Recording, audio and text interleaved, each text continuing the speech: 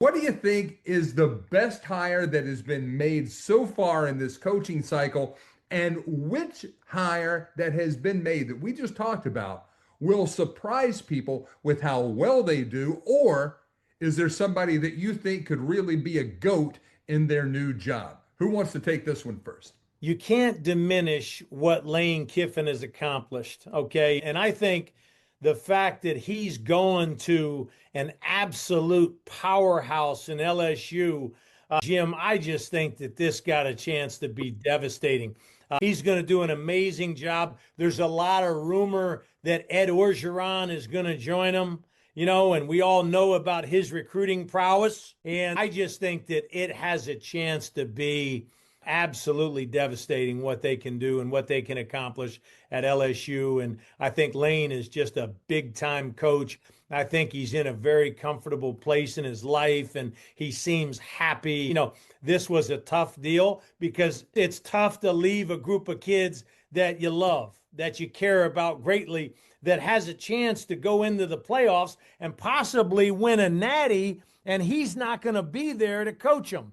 That's a tough deal. The underrated situation, and the guy who I think can really have the most impact, one of the most impacts, is Bob Chesney from JMU going to UCLA. I mean, people are saying, what, has he got to be crazy? He's from Boston. Who the heck's he know in LA? Well, you know what? With the portal now, recruiting and recruiting areas is not nearly as important as maybe it once was. I think Bob Chesney has been a winner. He's been at Holy Cross. I mean, this guy has done a fantastic job. He's taken over a program that's been down in the dumps and hasn't won much lately, but they have a history there at UCLA. And I just really have great admiration for Bob Chesney and the job he's done at each place he's gone to. He has never not won. And I think that's so impressive. Well, I'm going to jump in, and I think the Lane Kiffin hire to LSU is a good one. But one I think is extremely interesting is James Franklin to Virginia Tech. You're talking about a guy that has a winning tradition. He knows how to recruit to the Virginia area because he's done it for years. He was at Maryland and recruited that area, and he'll hire a good staff and come in with a good staff, and they're willing to spend money. So I think the Virginia Tech hire of Franklin is a good one.